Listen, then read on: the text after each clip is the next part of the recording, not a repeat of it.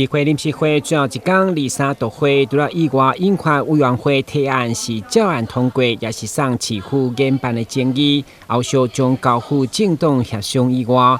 会中议员卢坤豪也针对台南到处服务的托育人员收费上限24000块，算算的已经比上届基本工资较低，原本要向市府抗议议案，要求先提出检讨。伫单期会11点半要开记者会，恁若这议员要搞，我拢做欢迎，拢替托育欢迎。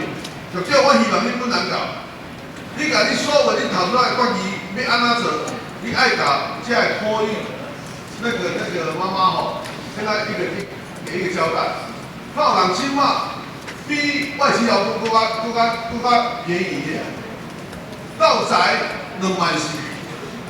那个家长要给生活袂使，给生活袂使，要做行的啦。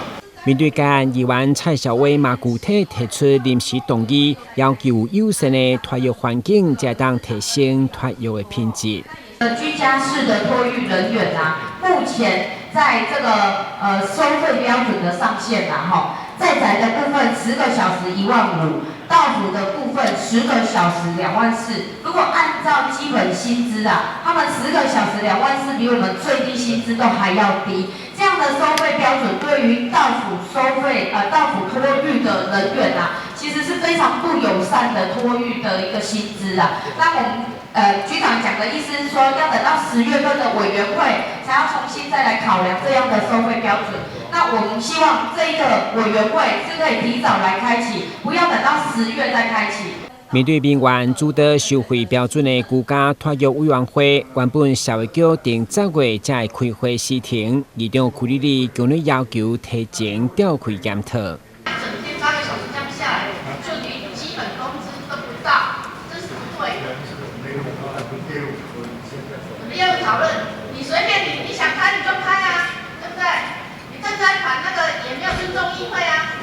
8月9号来函要我们请一个议员去列席，没有议员去列席，你们8月12号早上一样开了啊。所以提早半个月有什么问题？本来是10到12月要开的，那你现在就9月19号定期会之前马上开完，可不可以？对此，市长吴依婷嘛回应，在1个月内，也就是9月22号之前召开委员会。但新闻军及林英根采访报道。